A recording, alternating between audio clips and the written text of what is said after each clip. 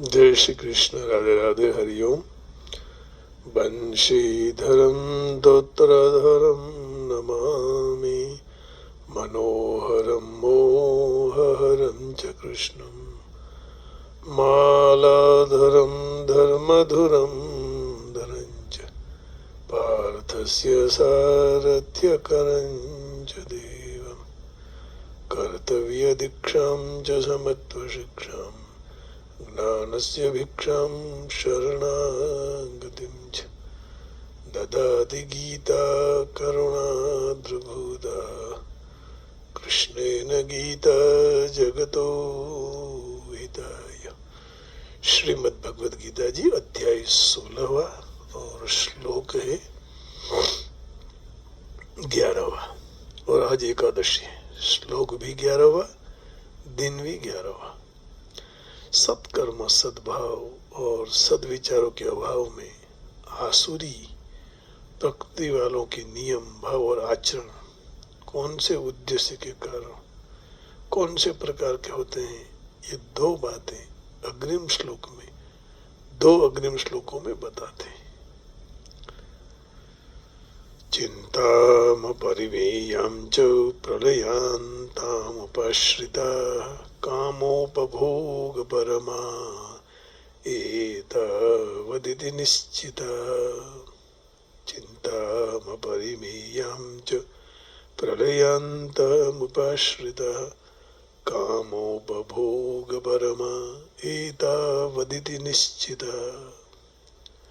वे मृत्यु पर्यंत रहने वाली अपार चिंताओं का आश्रय लेने वाले पदार्थों के संग्रह और उनका भोग करने में ही लगे रहते हैं। जो कुछ भी है वह इतना ही सुख है, ऐसा निश्चय करने वाले होते हैं। माने इकट्ठा करो, पदार्थ का संग्रह करो और अपार चिंताओं का आश्रय ले लेते हैं। उनका जीवन सीमित हो गया। जिसने इतना निश्चय कर लिया, इकट्ठा करते रहो, चिंताओं को आश्रय लेते रहो, तो उनके लिए उनकी दुनिया इतनी ही छोटी हो गई। वे मृत्यु पर्यंत रहने वाली अपार चिंताओं को आश्रय लेने वाले पदार्थों का संग्रह और उनका भोग, उसी में लगे रहते हैं और समझते हैं यही सुख है, यही सर्वोपरि है, और वो भी इतना ही है। ऐसा निश्चय करने वाले होते हैं। इसलिए भगवान ने कहा चिंतामपरिमेयं च प्रलयन्तमुपश्रिता कामोपभोगपरमा एतावदिति निश्चिता। दो बातें, चिंता और चिता, दोनों आदमी को जलाती है। फर्क कितना है, चिंता में बिंदु है और चिता में बिंदु नहीं है। तो चिंता आदमी को जला देती है। सारे दिन चिंता चिंता, ये चिंता, उसकी चिंता, और आदमी सूख जाता है, कुछ नहीं कर पाता है। तो चिता तो मरने के बाद जलाती है, लेकिन चिंता जीते हुए मनुष्य को, व्यक्ति को जला देती है। तो चिता से भी चिंता ज्यादा खतरनाक है। इसलिए चिता की ओर तो जाना ही है एक दिन, लेकिन चिंता की ओर मत जाओ, चिंतन की ओर चलो, भगवत चिंतन करो। यदि मन उस तरफ जाता है तो चिंतन में बैठ जाओ, भगवान की कथा कहो, भगवान की कथा सुनो, भगवान की पूजा करो, किसी को मदद करो, सत्कर्म करने में लग जाओ, मंदिर में जाकर सेवा करो, तब चिंता दूर होगी। तो भगवान ने बहुत अच्छी बात कही यहाँ की, अपार चिंताओं का आश्रय लेने वाले फिर पदार्थों का संग्रह करते हैं और उसमें भोग, उनके भोग में भोग के लिए लगे रहते हैं। चिंतामपरिमेयं च प्रलयन्तमुपश्रिता कामोपभोगपरमा एतावदिति निश्चिता।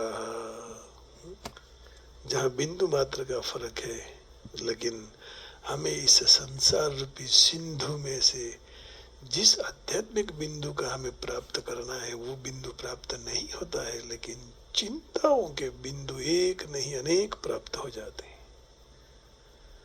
तो भगवान कहते हैं कि इनका निश्चय यही है, बस इतना ही सुख है। जैसे डुक्कर एक कादव में पड़ा रहता है, उसको पता नहीं है कि और सुख भी होते हैं। कुएं में जो मेढक रहता है उसी को पता नहीं कि इससे बहुत बड़ा सागर, तालाब, नदियां, समंदर, उसको पता नहीं हो। इतना ही है, बस उससे ऊपर उठना चाहिए, ये भगवान कहना चाहते, नहीं तो आसुरी वृत्ति बढ़ जाएगी। तो giving themselves up to innumerable cares ending only with death, they remain devoted to the enjoyment of sensuous pleasures and are firm in their belief that this is the highest limit of joy.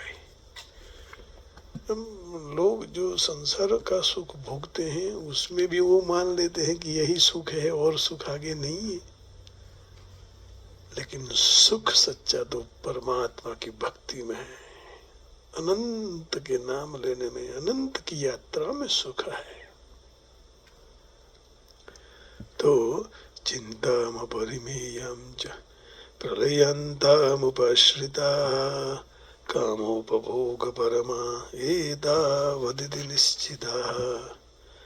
They believe that to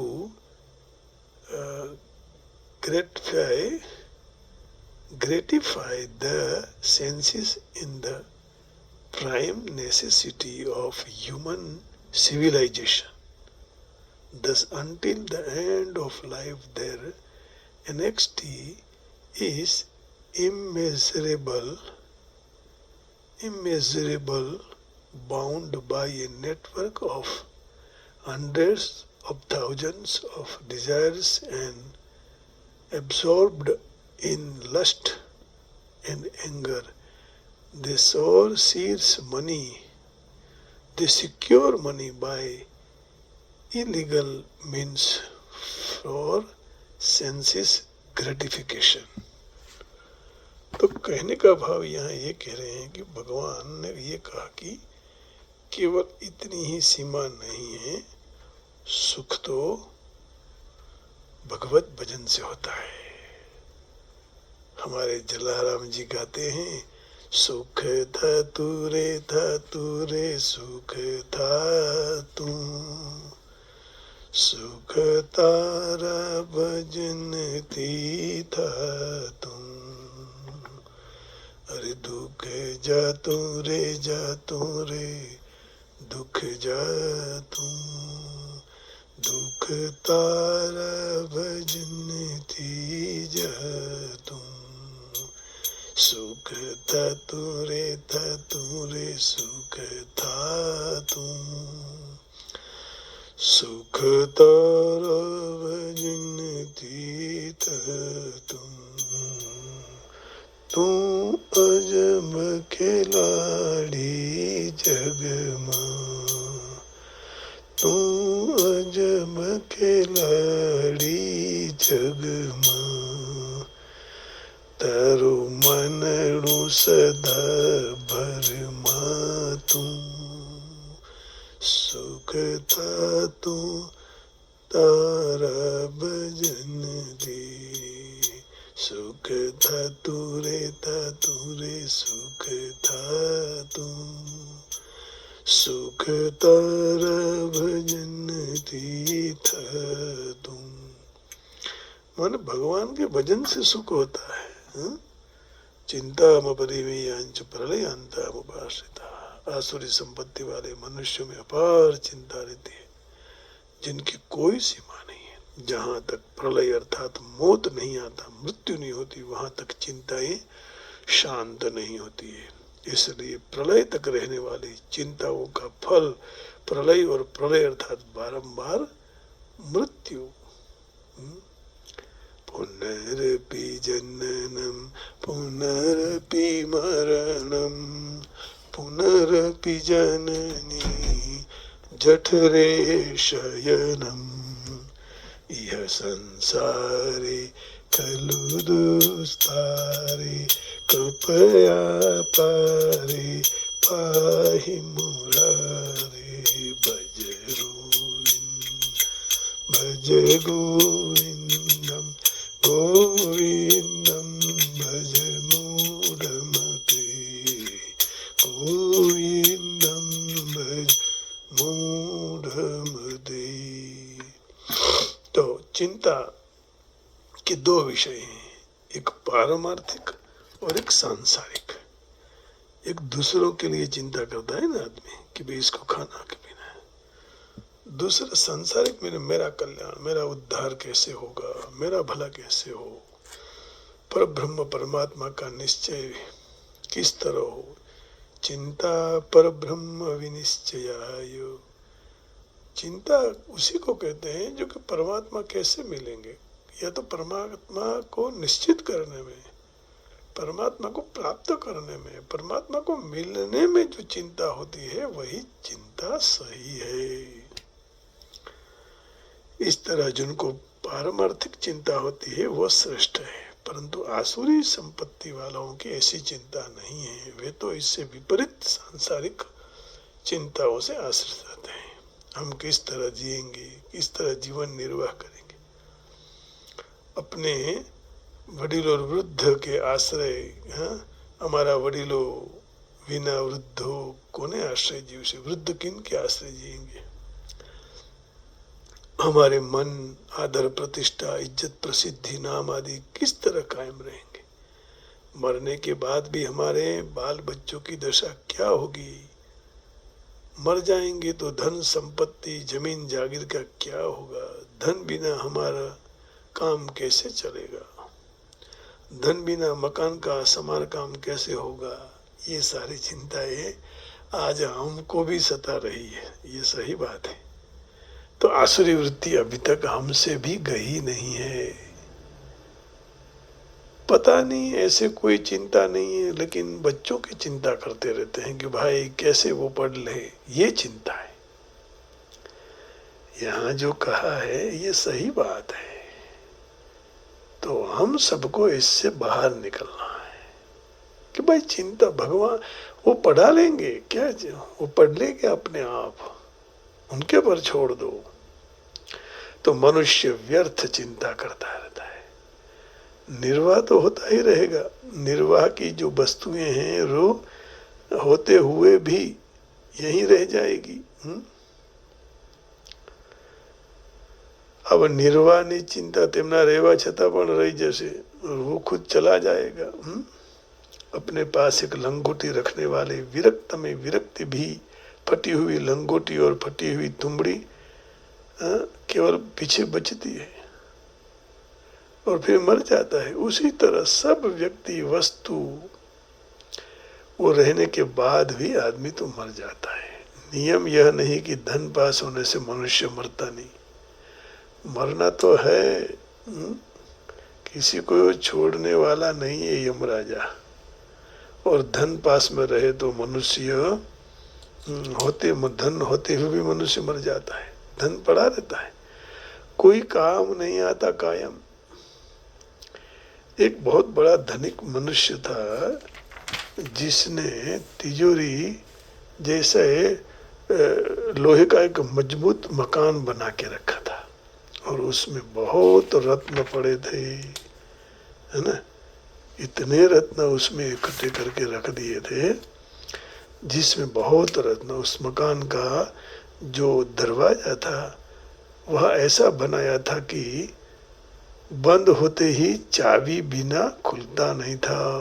automatic, जैसे यहाँ दरवाजे हैं मंदिर में, एक बार आप खोल दो फिर उसकी जो की ऐसे कर दो, फिर वो खुलता नहीं बिना चाबी। तो एक बार वह धनिक मनुष्य बाहर चाबी छोड़कर मकान के अंदर चला गया। हमारा भी यहाँ हालत ऐसी हुई थी। एक बार हम नए नए आए तो चाबी अंदर रह गई और हम बाहर निकल गए। फिर हमें वेंकटरामन जी को बुलाया, पंडित जी को, प्लीज खोल दीजिए। तो उसने भूल से दरवाजा बंद कर दिया। तो चाबी बिना दरवाजा न खुलने से अन्न जड़ हवा के अभाव में मरते मरते उसने लिख दिया कि इतनी संपत्ति आज मेरे पास होते हुए भी मैं मर रहा हूँ, क्योंकि मुझे अंदर अन्न जल नहीं मिलते हैं, हवा मिलती नहीं है। उसी तरह बाह्य पदार्थ होते हुए भी कोई नहीं मरे, ऐसा कोई नियम नहीं है। भोग पास में होते हुए भी मनुष्य अवश्य मरेगा। जिस तरह शरीर में कई रोग लग जाते हैं, वैद्य डॉक्टर और अन्न पास में रहते हुए भी डॉक्टर अन्न खाने नहीं देते हैं, बोले इनको केवल जूस पिलाओ, अब भगवान का भजन करो, घर ले जाओ दादा को और दादा को जूस पिलाते रहो, जब तक जिए तब ठीक है। इसी तरह जब मरने का होता है तो पदार्थ पास में होते हुए भी हम मर जाते हैं, मरना पड़ता है। मृत्युर्वै प्राणिनाम ध्रुवम जातस्य हि ध्रुवोर्मृत्युर्ध्रुवं जन्ममृतस्य च तस्माद् परिहार्येऽर्थे न त्वं शोचितुमर्हसि।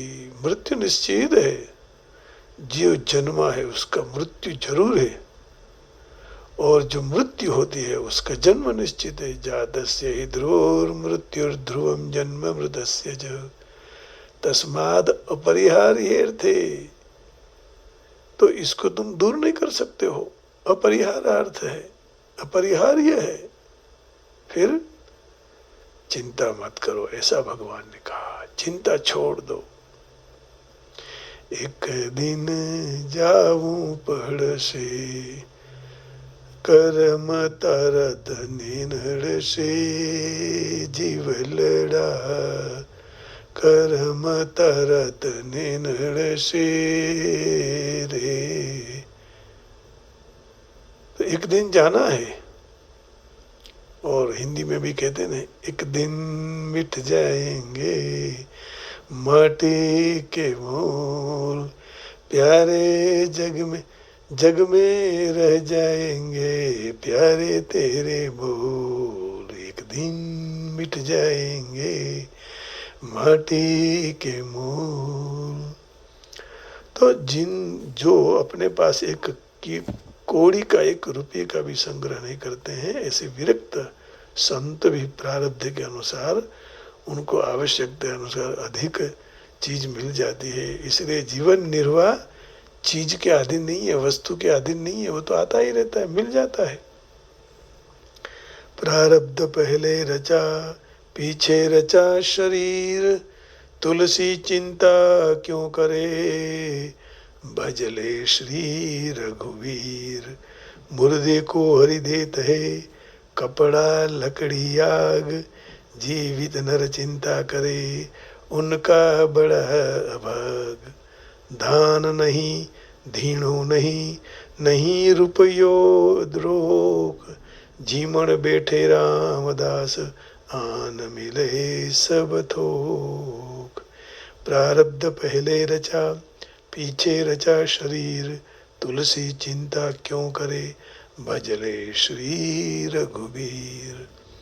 मुर्दे को हरि देत है कपड़ा लकड़ी आग, जीवित नर चिंता करे उनका बड़ा अभाग। परंतु इस तत्व को आसुरी प्रकृति वाले मनुष्य समझ नहीं सकते हैं। वे तो ऐसा ही समझते हैं कि हम चिंता करते हैं, कामना करते रहते हैं, विचार करते रहते हैं, उद्योग करते हैं, तब चीज मिलती है। जो ऐसा न करे तो भूखे मरना पड़ता है। भगवान के आश्रित हो जाओ, वही देता रहेगा। एक मंदिर नहीं तो दूसरा मंदिर मिल ही जाएगा भाई, एक कथा वाला नहीं तो दूसरा कथा वाला मिल ही जाएगा। हमारा काम क्या है, सत्संग करते रहो, भजन करते रहो, सीताराम से प्रेम करते रहो।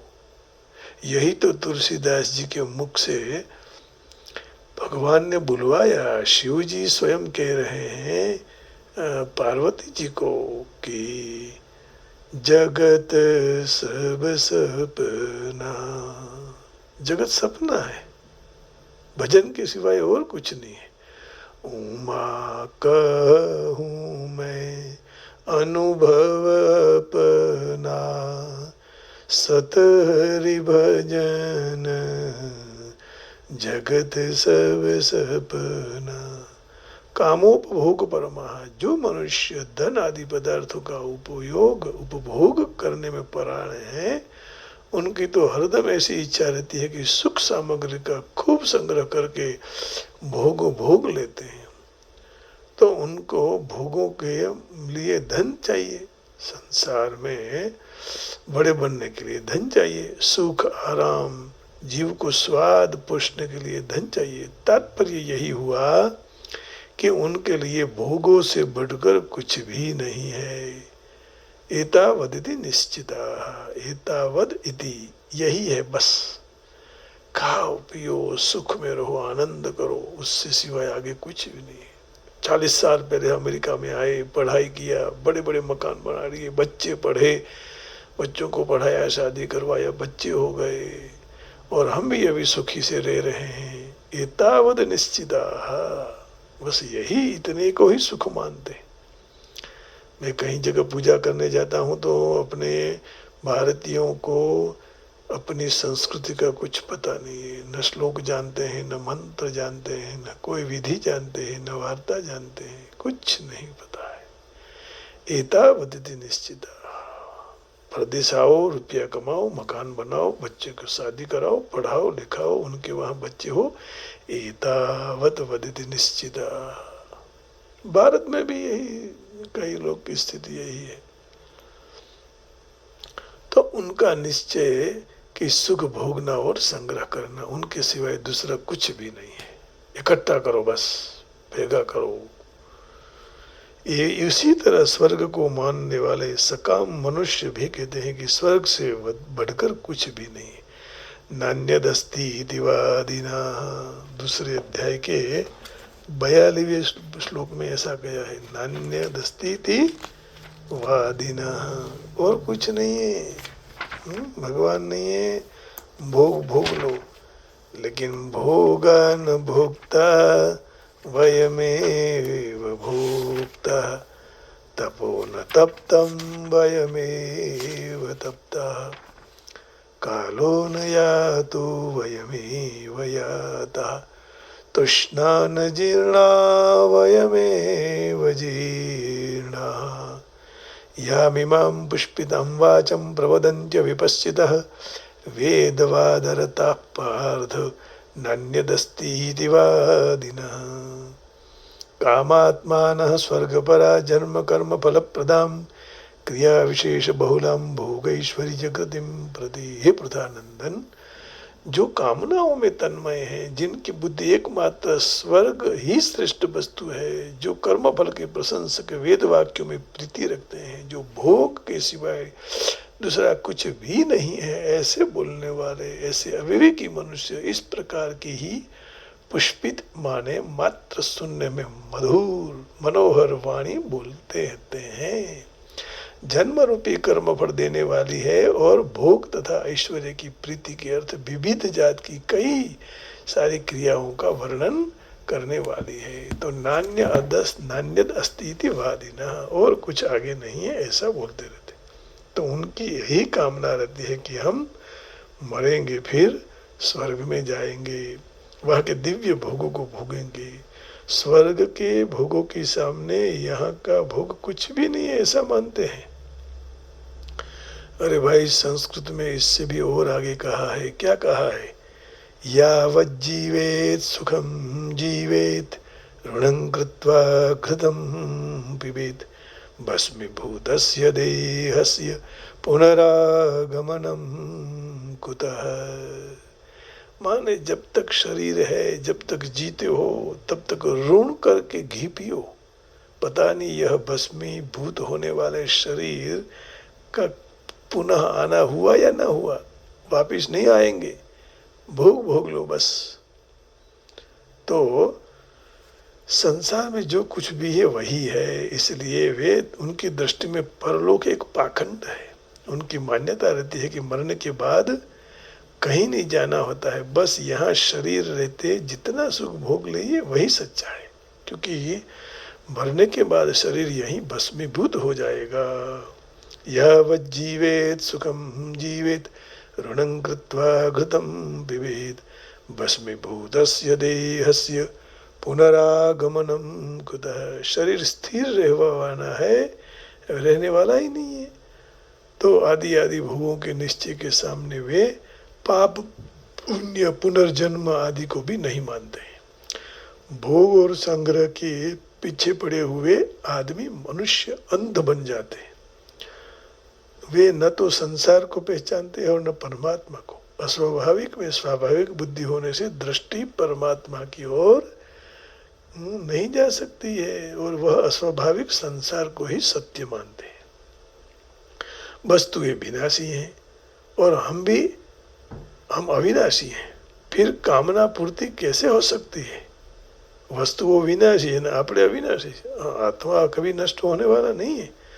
नाशवान पदार्थों के द्वारा अविनाशी की कामना पूर्ति कैसे हो सकती है? संभव ही नहीं है। जो पदार्थ हैं, भोग हैं, कल नष्ट हो जाएंगे, तो अविनाशी की कामना पूर्ति कैसे होगी? कभी नहीं हो सकती। माने उसके पीछे मत पड़ो।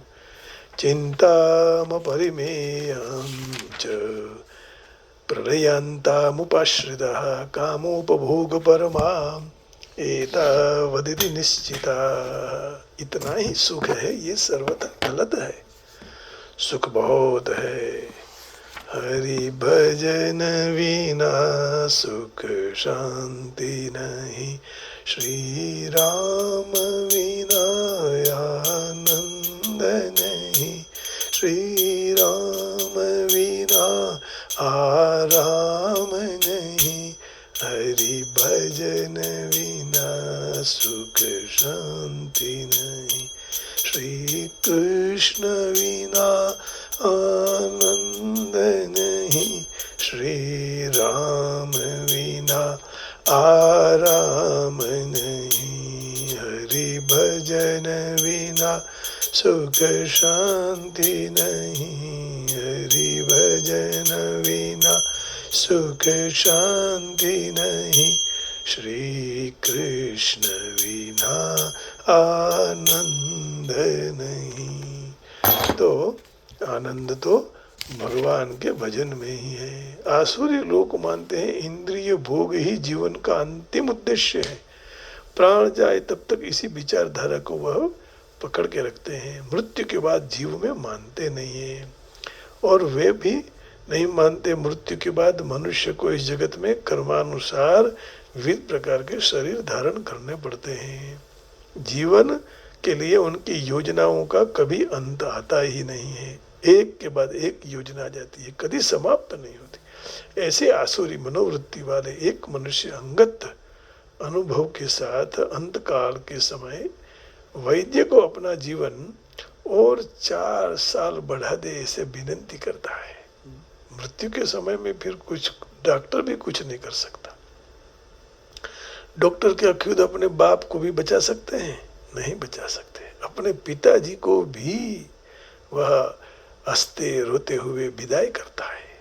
वैद्य एक क्षण के लिए भी जीवन को दीर्घ नहीं बना सकता। जब मृत्यु का हमें आमंत्रण मिले तब मनुष्य की इच्छा का विचार करने में नहीं आता है। कुदरत के कायदे नियम कोई भी मनुष्य को निश्चित अवधि से बदू एक क्षण का भी भोग करने की छुट्टी नहीं देता है। वो शक्ति कपूर ने एक वीडियो भेजा था, हमने सुना कि एक पैसे वाले था, वो अब बीमार पड़ गया, तो उसके यमराज आया। बोले, यमराज के दूत आए, बोले मैं आपको 25 लाख देता हूँ, मुझे अभी 1 घंटा दे दो।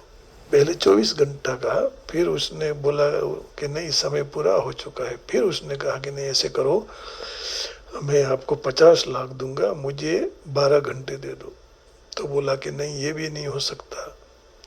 अब आगे गया, बोले कि मैं 75 लाख दूंगा, मुझे 6 घंटा दे दो। फिर भी मना किया कि नहीं, आपका समय पूरा हो चुका है, चलिए महाशय।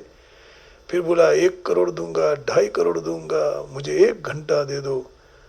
फिर यमदूत ने कहा तुमको 1 श्वास भी अभी तुम्हारे पास नहीं है, तुमको जाना है ना। तो पैसों से श्वास फिर खरीद नहीं पाते, और कुदरत का जो नियम है वो फिर छुट्टी नहीं देता। मनुष्य, आसुरी मनुष्य ईश्वर या तो अपने अंदर विद्यमान परमात्मा में श्रद्धा नहीं रखता है, मात्र इंद्रिय तृप्ति के कारण सर्व प्रकार के पाप कर्म करता रहता है।